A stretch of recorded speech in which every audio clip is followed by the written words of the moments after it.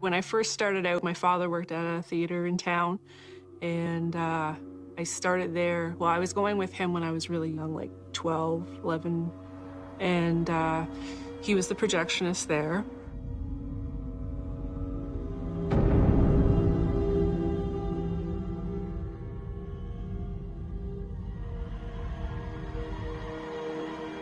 So I used to go in with him just, to watch some movies and, hang out kind of thing. And then when I turned 15, I eventually got offered a job to work there.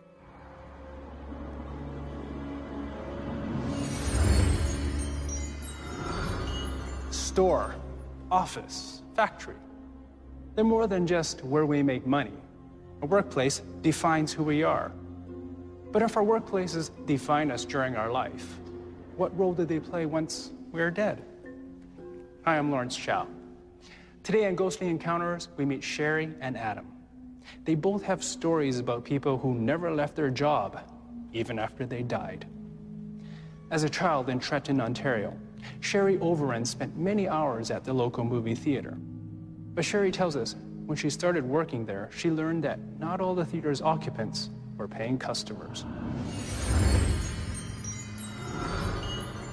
Well, in the beginning, when I started there, never really noticed too much until I started working like longer hours and I was there a lot more. The first thing we started noticing was that there would be these pockets of lavender scent throughout the theater, and it would be in random spots.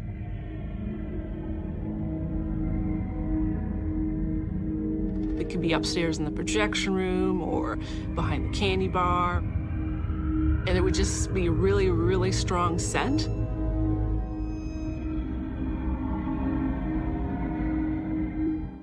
We'd stop, and walk back, and then we would smell it again. And like for that, usually there was multiple staff on, so then we would all stand there and smell it. So we're like, okay, do you smell this? Like, what is this scent? Kind of creepy.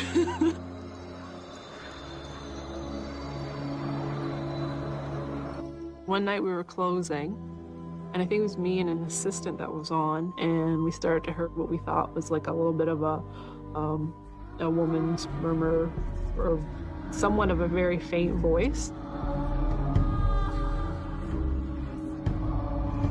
And we started to follow it, and we followed it to, I believe, Cinema 3. And as we're walking, it's getting a little bit louder. And it seemed to be something like singing. Yeah, we kept walking, and then as soon as we hit the doorway, it completely stopped. And there was nobody there. And we checked the cinema, checked the exits. We even checked the guy's bathroom just in case someone was hiding in there. People sometimes like to hide in theaters. And yeah, and there was nobody, no explanation to where it came from or what it was, so.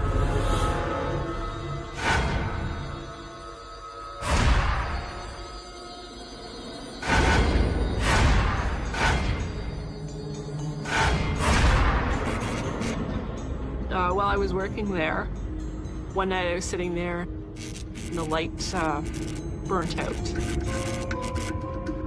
And it was a workbench light, so it was fluorescent tubes. And I changed the light, put it in, and then I was sitting there. All of a sudden the light undid itself, popped out, and then it was kind of eye level with me. It's just hovered there, and I was looking at it going, oh my gosh, what's going on? And then it just kind of like came towards my head, and I'm kind of like, whoa. And it just above my head and then dropped behind me. Didn't break or anything, and just like rattled when it hit the floor because it smacked floors. And yeah, scared me half to death. I was like, crap. Time to leave now. So then after like a few hours, I'm like, okay, get my nerve back. I go back in, and I put it back in, and I taped it in to make sure it wasn't coming out again, and it didn't come out again.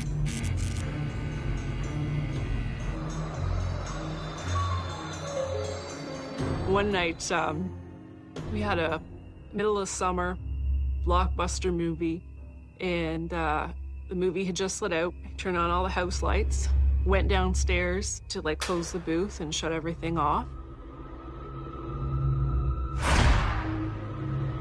And I came up there and I got to the top of the stairs, and out of the corner of my eye, I thought I saw someone sitting in the middle row looking at the screen.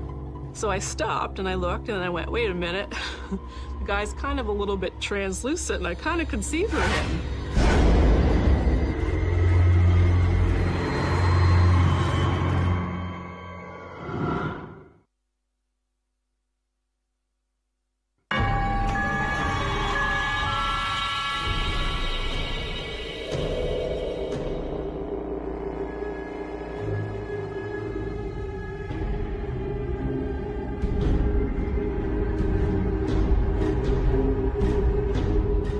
Just lit out, turned on all the house lights, went downstairs to close the booth and shut everything off. And I came up there and I got to the top of the stairs, and out of the corner of my eye, I thought I saw someone sitting in the middle row looking at the screen. So I stopped and I looked and I went, wait a minute. The guy's kind of a little bit translucent and I kind of could see through him. I can honestly say it was the most frightening thing I ever saw. And I usually am not afraid of anything. So when I saw him, I literally was it was like my feet were lead and I could not move because I was so scared. We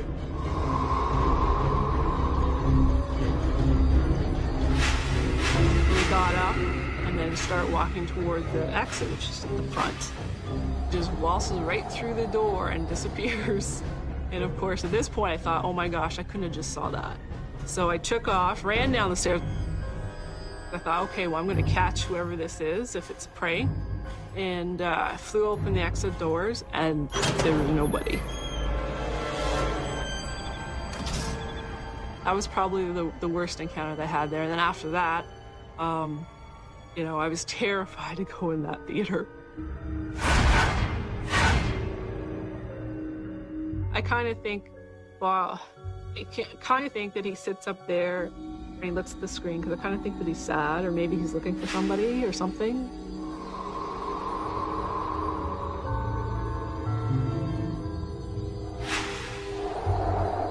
I went to the library and tried to do some research on the building. And I spoke to the librarian there, and she said, oh, well, you know, it used to be a vaudeville house. And during a performance, a man and a woman had died on stage. Something gave way. She died, you know, instantly. And the man, I guess they were trying to, other people were trying to help him and carry him out to seek some kind of medical attention. And he ended up dying on the way.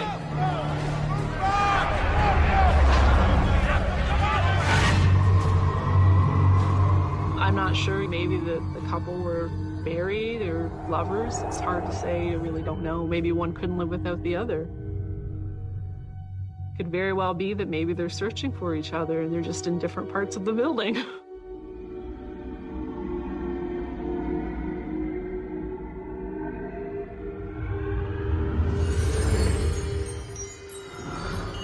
Sherry believes the ghosts of two actors wander through the old theater. Our experts say that of all workplaces, theaters are the most likely to be haunted. And the older the theater, the more ghosts it's likely to have. Theaters may be magnets for the paranormal because of the intense artistic energy generated by theatrical performance. This may account for the ghosts Sherry talks about.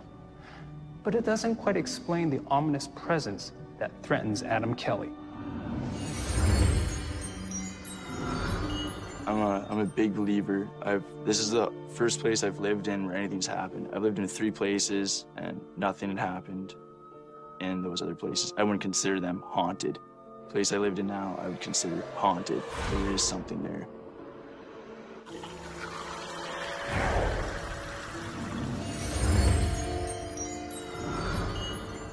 Adam was a teenager when he moved into his new house. Like many teenagers, his life was music and good times, and Adam expected that to continue. What he didn't expect was that the house had another resident, one who had a very different idea of good times. I live in an apartment above a department store in Port Elgin, Ontario. And as far as I know, the building that's there now is about, 50 years old. I moved into this place in May of 2004. And nothing really right off the bat, nothing really spooky happened right off the bat. But after a couple years, in 2006, I started noticing just little tiny things, like I'd hear feet shuffle across the floor when I was home by myself. You kind of look around, there's no one there, there's nothing around. Maybe like your name being called once or twice, just odd things like that. See shadows a lot of the time out of the corner of your eye. You walk out of a room and you just think down the staircase there's someone standing there, and you look over and there's no one there.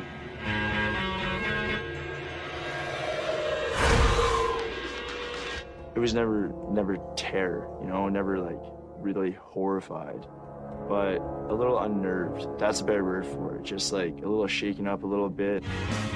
And it always happened once it got dark outside. It was fine during the day. Nothing really happened during the day. But come nighttime when it was dark, that's when, I guess, the specter likes to come out, right?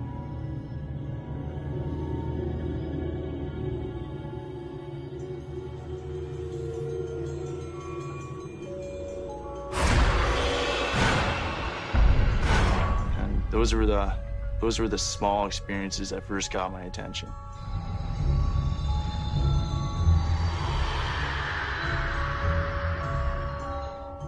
I was brushing my teeth, looking in the mirror, and it was just a normal night. I was just getting ready for bed.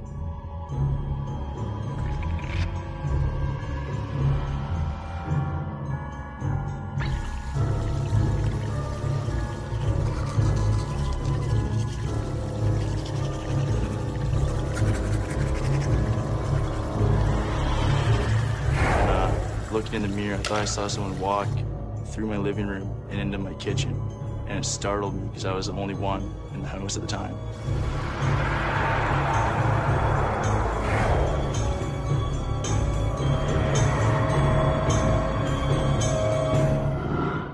I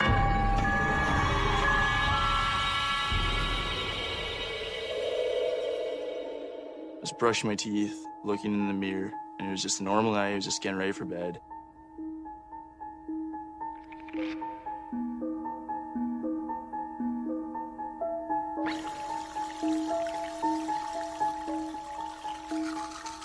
And I just saw what looked like a person walking through about a foot of the view of mirror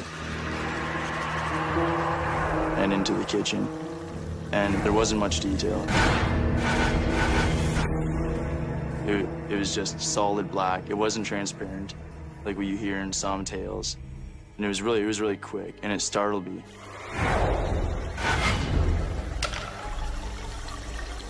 When I turned around, I walked out of the bathroom and into the kitchen, and I was shocked to find there's no one there at all, which kind of startled me.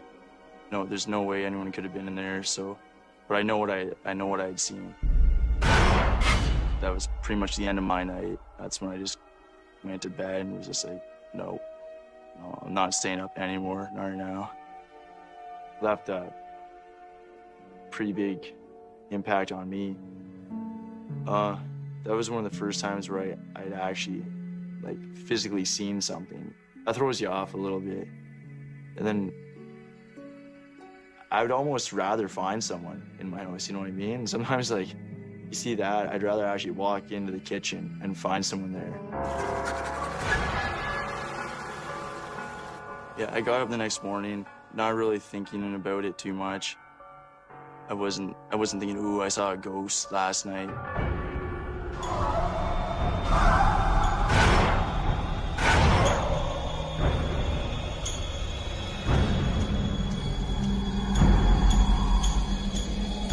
I guess the path that whatever walked into my kitchen would have taken, some grease marks had appeared on my floor.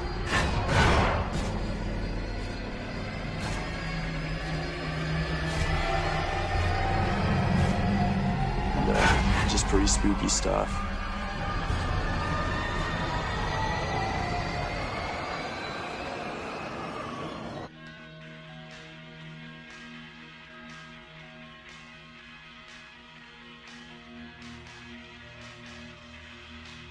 It's probably about 3:30 in the morning. I had been up for a while, and I was thinking, all right, it's time to go to bed. I'm gonna hit the hay. And I stood up, and as I was walking over to the door, I felt something grab my arm.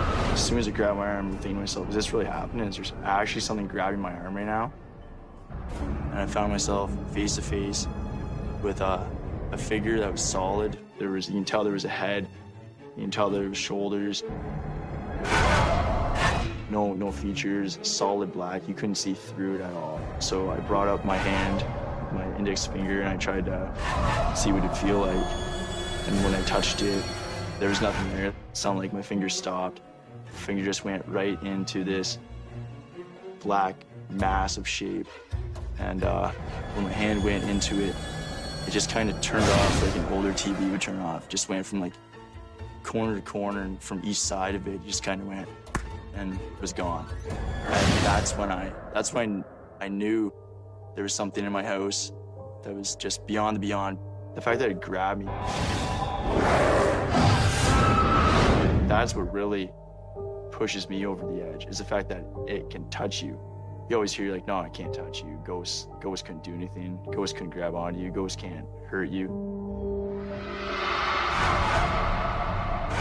The feeling of that thing grabbing onto you lets you know that it's there, and there's a good possibility that there's always going to be something there, no matter really where you live.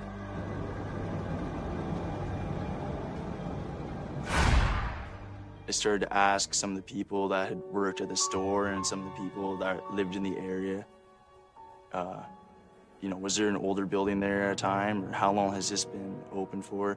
And it had been a department store since 1971. But before then, I had heard it was a garage, and I heard that there was a man killed there.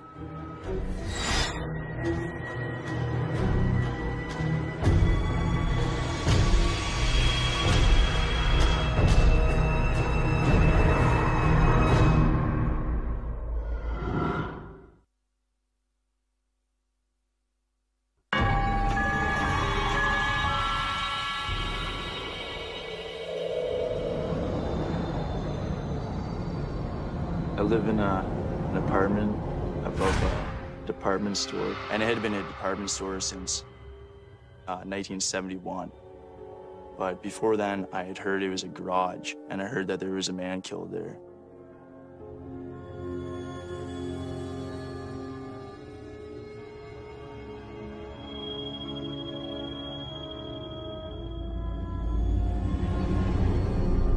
A younger man named Ernie used to work there, and a car fell off a hoist and crushed him.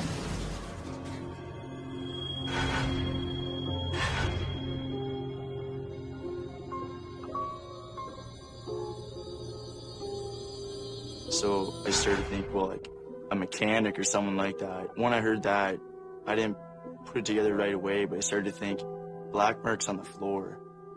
It's like it was grease. It was like, that type of grease doesn't wash off easy.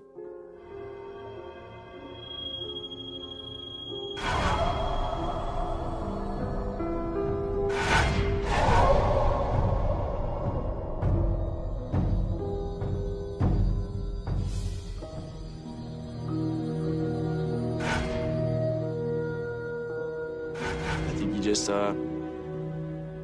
takes advantage of having someone so active living on his old space. It's like, I'm a pretty energetic person. I think it knows that. It feeds off my personality and the way that I live.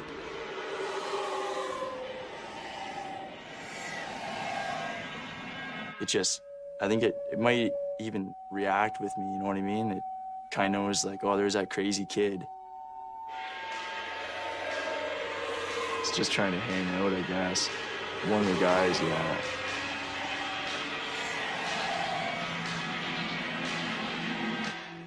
But it definitely likes to hang out, especially with me.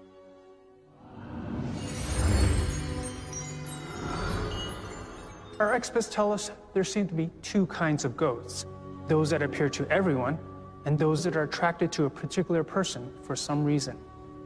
So Adam may be correct in his belief that the ghost likes to hang out with him because of his energy. Paranormal research reveals the deep attachment ghosts feel to the workplaces they die in. Violent deaths also tie spirits to the place where they died. Perhaps Ernie, the dead mechanic, continues to work on cars after his death. And perhaps the two actors who died in the theater are not wandering aimlessly, but rather are performing together in the afterlife. Yeah, I would say that things I've seen in my apartment have definitely changed my life and my view on maybe not so much an afterlife, but energy still staying around, you know what I mean? The person's maybe impact that they've had on other people. It is possible that they exist. I've seen enough to know, I guess you'd say, and it's, you know, as I say, it doesn't really scare me so much anymore. I'm just kind of like, it's just, you know, kind of there, and if it happens, it happens. And it's definitely, it makes it interesting.